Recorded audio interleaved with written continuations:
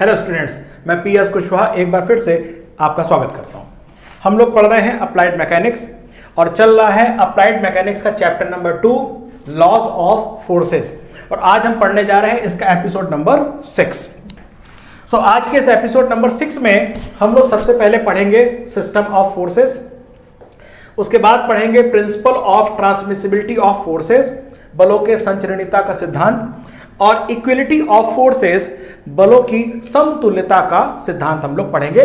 तो सबसे पहले बलों का निकाय, इसको हिंदी में बोलेंगे बलों का निकाय, सिस्टम ऑफ फोर्सेस। सबसे पहले बलों के निकाय में बहुत से प्रकार के फोर्स होते हैं।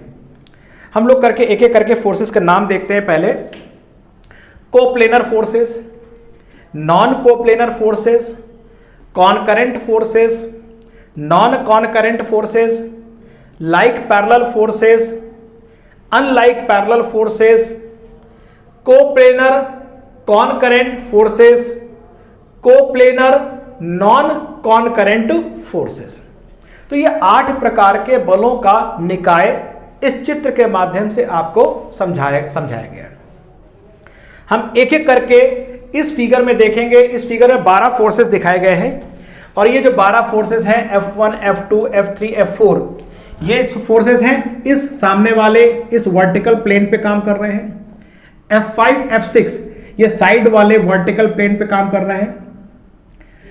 F7, F8, F9, F7 इस किनारे पर है, F9 इस किनारे पर है और F8 यहां ऊपर के प्लेन पे काम कर रहा है। F10, F11, F12 ये ऊपर के प्लेन पर काम कर रहे हैं। अब एक एक करके इन सभी फोर्सेस को हम इस फिगर के माध्यम से समझेंगे कि कौन सा फोर्स क्या होता है। सबसे पहले चलते हैं कोप्लेनर फोर्सेस। कोप्लेनर को हिंदी में कहते हैं समतलीय। समतलीय ऐसे फोर्सेस जो एक प्लेन पर काम कर रहे हैं उन फोर्सेस को कहते हैं समतलीय बल, कोप्लेनर फोर्सेस। अब देखिए एक ऐसे कौन कौन से फोर्सेस जो एक ही प्लेन पे काम कर रहे हैं। सामने के ये forces F1, F2, F3, F4 सामने के प्लेन पे हैं, इसलिए ये सारे चारों फोर्स कैसे हो गए? समतलीय हो गए। आगे देखते हैं F5, F6 ये साइड वाले प्लेन पर वर्टिकल प्लेन पे काम कर रहे हैं, तो साइड वाले प्लेन पे काम करने वाले F5, F6 क्या कहलाएंगे? ये भी एक कोप्लेनर फोर्सेस हो गए। F10, F11, F12 ये ऊपर के एक हॉरिजॉन्टल प्लेन पे फोर्सेस काम कर रहे हैं, इसलिए ये तीनों फोर्स भी कोप्लेनर या समतलीय बल कहलाएंगे। अगली category non coplanar forces. Non का मतलब असमतलीय, असमतलीय फोर्सेस। असमतलीय बल कौन कौन से हैं? वो बल जो एक ही तल पर कार्य नहीं कर रहे हैं, अर्थात F1 सामने वाले तल पर है, F5 इधर वाले तल पर है, तो F1 और F5 असमतलीय, F1 F6 असमतलीय, F1 F10 असमतलीय, F1 F11 असमतलीय। ये सारे फोर्सेस एक दूसरे के साथ जो जोड़ा बना रहे हैं असमतलीय बल हैं, यानी एक इस प्लेन पे काम कर रहा है, एक इस प्लेन पे काम कर रहा है, एक इस प्लेन पे काम कर रहा है, तो ये सारे फोर्सेस असमतलीय बल कहलाएंगे। अगला देखते हैं कॉनकरेंट फोर्सेस। कॉनकरेंट फोर्स वो फोर्स होते हैं जो एक ही बिंदु से गुजरते हैं, इनको बोलते हैं संगामी बल। एक ही बिंदु से गुजरने वाले बलों को संगामी बल या कॉनकरेंट फोर्स कहते हैं। अब देखिए इसमें बच्चों कौन कौन से ऐसे फोर्सेस हैं जो एक ही पॉइंट से गुजर रहे हैं।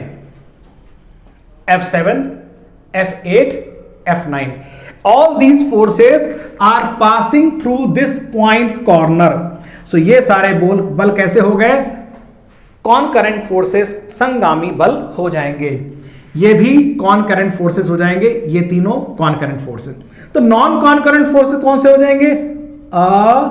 असंगामी, ऐसे बल जो एक बिंदु से होके नहीं गुजरते हैं। F1, F2, F3, F4, F5, F6 all these forces are non concurrent forces, असंगामी बल, क्योंकि ये बल आगे बढ़ाने पर अथवा पीछे बढ़ाने पर एक बिंदु से होकर नहीं गुजरते हैं, तो ये हो गए non concurrent forces. Like forces, like में बेटे आप देखेंगे like parallel forces F1 F2, like है एक ही डायरेक्शन में है, पैरेलल है, ये एक दूसरे को कहीं भी नहीं काटेंगे, तो ये हो गए लाइक पैरेलल फोर्सेस। तो इसका अपोजिट कौन सा हो जाएगा? Unlike parallel forces. और अनलाइक पैरेलल फोर्सेस कौन से हो जाएंगे? हैं तो पैरेलल, F3 F4 देखो हैं तो पैरेलल, लेकिन दोनों की दिशाएं एक दूसरे के अपोजिट हैं, तो F3 F4 are unlike parallel forces. इसको समान समानांतर बल, असमान समानांतर बल कहते हैं। समान एक दिशा में, असमान विपरीत दिशा में। 7th is coplanar concurrent forces, यानी इसको बोलेंगे समतलीय और संगामी बल। समतल में भी है, संगामी भी है, एक ही तल में है और एक ही बिंदु से होकर गुजरते हैं।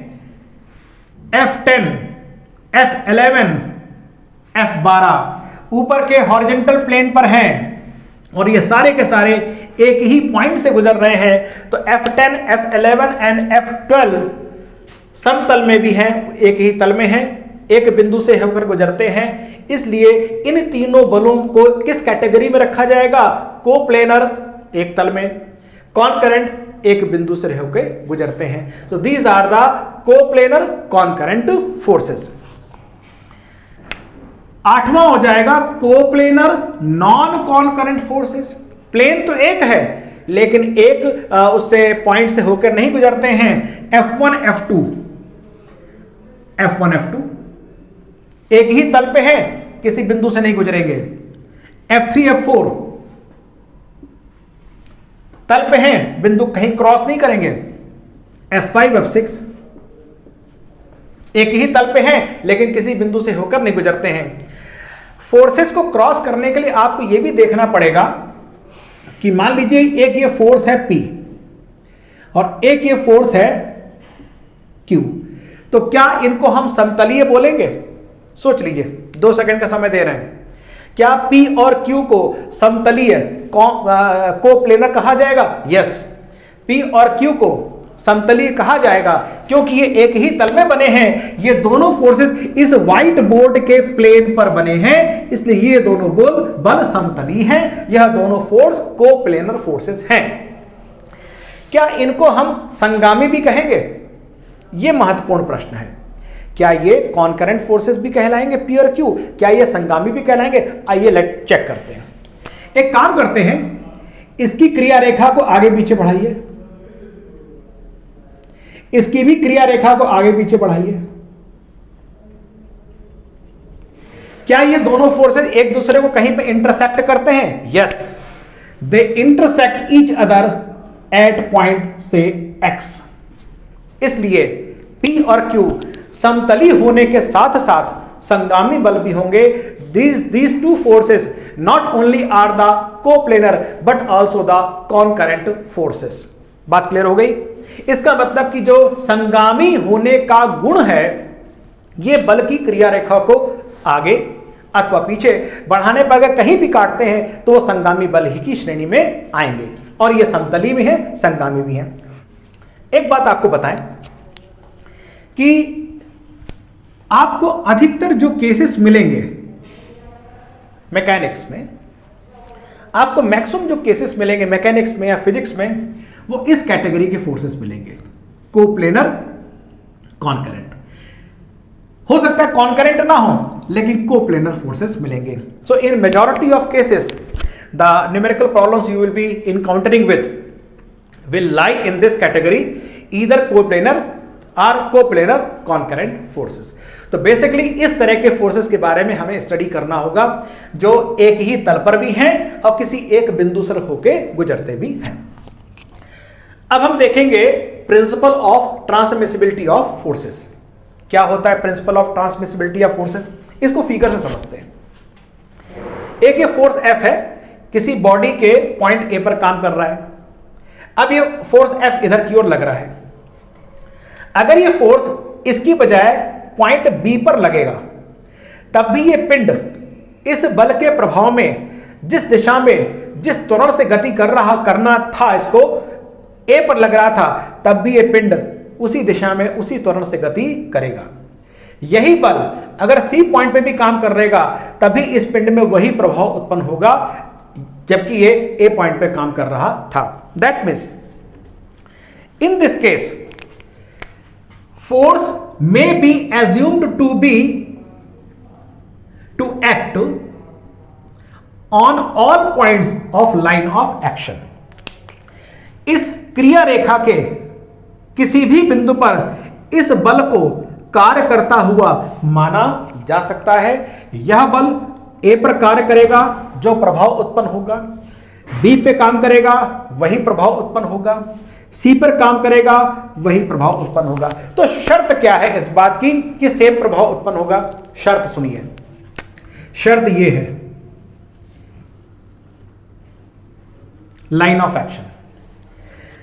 दीज फोर्सेस, ये जो पॉइंट है ए बी सी, अभी बल काम कर रहा है पॉइंट ए पर, इसकी जो क्रिया रेखा है पीछे बढ़ाने पर जो क्रिया रेखा मिली, इस क्रिया रेखा के किसी भी बिंदु पर अगर ये फोर्स F काम करेगा तो ये वही प्रभाव उत्पन्न करेगा जो ए पर फोर्स लगने पर उत्पन्न हो रहा है।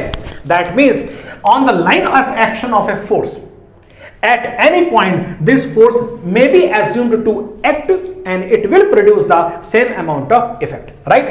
तो इस क्रिया रेखा पे किसी भी बिंदु पर ये बल कार्य करेगा, वही प्रभाव उत्पन्न करेगा। इसको कहते हैं principle of transmissibility of forces, बलों की संचरणीयता का सिद्धांत। इक्वालिटी ऑफ फोर्स, अगर बल समान प्रकार का दो अलग अलग बल समान प्रकार का प्रभाव उत्पन्न करने में सक्षम हो तो वह दोनों बल इक्विवेलेंट फोर्स, समतुल्य बल कहलाते हैं। आइए समझते हैं उसको। ये एक कैंटिलीवर बीम है, इसी चैप्टर में हम कैंटिलीवर बीम के बारे में स्टडी करेंगे। कैंटिलीवर बीम है, बीम 5 मीटर लंबी है, यहां पे 10 न्यूटन का फोर्स लग रहा है। 10 मीटर लंबाई पर 50 न्यूटन का फोर्स लग रहा है। 50 न्यूटन के कारण जो बल आघूर्ण उत्पन्न होगा, force into perpendicular distance 500 newton metre. 100 newton के कारण जो बल आघूर्ण उत्पन्न होगा, force into perpendicular distance 500 newton metre. यानी 50 न्यूटन का बल, 100 न्यूटन का बल इस कैंटिलीवर बीम पर एक ही मान का बल आघूर्ण, मूवमेंट ऑफ फोर्स उत्पन्न कर रहे हैं। यह दोनों बल क्या कहलाएंगे? एक दूसरे के लिए समतुल्य बल या इक्विवेलिटी ऑफ फोर्सेस। एक और एग्जांपल लेते हैं। मान लीजिए ये एक व्हील है, इस व्हील को आप इधर की ओर फोर्स लगाकर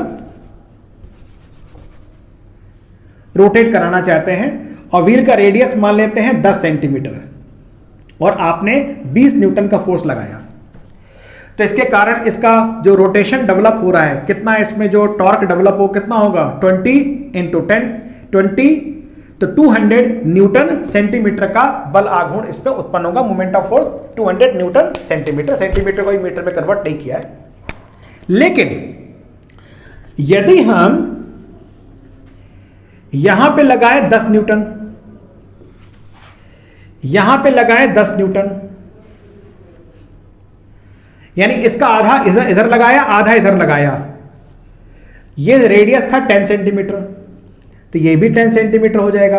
अब आप जानते हैं कि ये 10 न्यूटन और ये 10 न्यूटन आपस में मिलकर एक दूसरे के विपरीत हैं, एक दूसरे के बराबर हैं और एक ही वस्तु पर कार्य कर रहे हैं। ये मिलकर क्या बनाएंगे दोनों लोग? जल्दी से सोचो।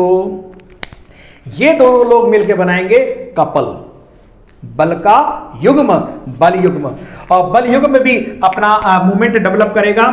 तो इसके केस में, इस वाले केस का जो बल युग्म होगा वो होगा फोर्स के बीच की लंबवत दूरी, और फोर्सेस के बीच की लंबवत दूरी है 20 सेंटीमीटर, तो ये हो जाएगा 200 न्यूटन सेंटीमीटर। और जबकि यहां पे मूवमेंट कितना था? फोर्स और सेंटर से उसकी दूरी 10 सेंटीमीटर यानी कि 200 न्यूटन मीटर। आप यहां पे देखिए 10 न्यूटन के 2 फोर्स लगाए और इस पिंड ने घूमना आरंभ कर दिया। इसके प्रभाव में पिंड ऐसे घूमेगा और इसके प्रभाव में भी पिंड ऐसे घूमेगा, तो रोटेशनल मोशन डेवलप हो जाएगी। लेकिन इन दोनों रोटेशनल मोशन में जो टॉर्क डेवलप हो रहा है वो सेम डेवलप हो रहा है। Therefore this 20 Newton and this 10 Newton under these circumstances, यानी 20 न्यूटन और 10 न्यूटन के 2 बल, इन परिस्थितियों में एक दूसरे के लिए समतुल्य बल कहलाएंगे। These will be the equivalent forces of each other under these circumstances. परिस्थिति के अनुसार यह दोनों बल एक दूसरे के लिए समतुल्य बल कहलाएंगे, क्योंकि एक ही प्रकार का मूवमेंट डेवलप ये करते हैं। So this is the end of the episode number 6। अब हम अगले लेक्चर एपिसोड नंबर 7 मिलेंगे with next topic of this chapter number 2 of law of motion of applied mechanics. Thank you very much.